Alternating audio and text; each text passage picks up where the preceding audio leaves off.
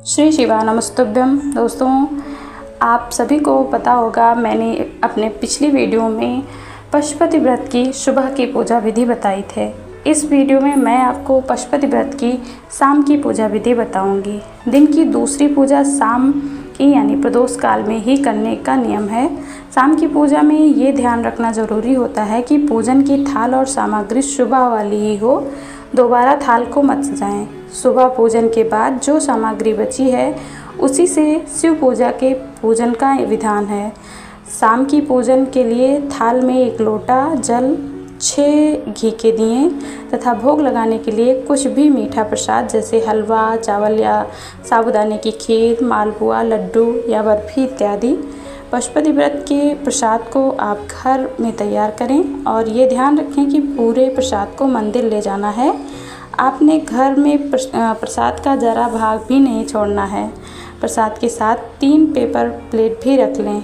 आप शिव मंदिर आकर सर्वप्रथम शिवलिंग पे जल समर्पित करें। अगर मंदिर में शाम के समय जलाभिषेक करने की मनाही है तो फूल से जल का छिड़काव कर दें। तत्पश्चात शिव जी का शेष बचे सामग्रियों से श्रृंगार करें। थाल में लाए 6 घी के दिए को शिवलिंग के सामने रखें। अब अपनी मनोकामना शिव जी से कहते हुए बारी बारी से 5 दियों को प्रज्वलित करें। अब 6वें दिए को बिना जलाए वापस थाल में रख लें। तत्पश्चात थाल में लाए गए पूरे प्रसाद को शिवलिंग के समक्ष रखें। अब इस प्रसाद को 3 बराबर भाग में बांट दें। 2 हिस्सा शिवलिंग को समर्पित कर दें तथा एक बचे हुए हिस्से को वापस थाल में रखें। श्री शिवाय नमस्तुभ्यम का जाप कर अपनी मनोकामना शिव जी से बोलें।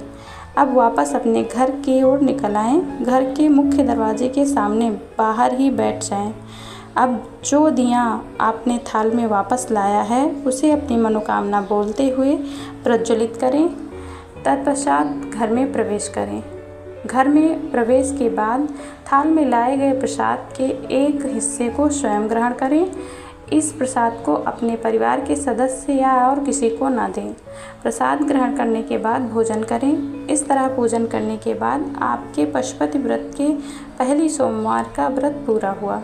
ठीक इसी प्रकार आपको 4 सोमवार पूजन करना है। 5वें सोमवार को सुबह की पूजा वैसे ही होगी, परंतु शाम की पूजा थोड़ी सी अलग होगी, क्योंकि पशुपति व्रत के 5वें सोमवार को पूजा का उद्यापन होता है। तो अगले वीडियो में मैं आपको पशुपति व्रत के उद्यापन की विधि बताऊंगी। तब तक के लिए नमस्कार।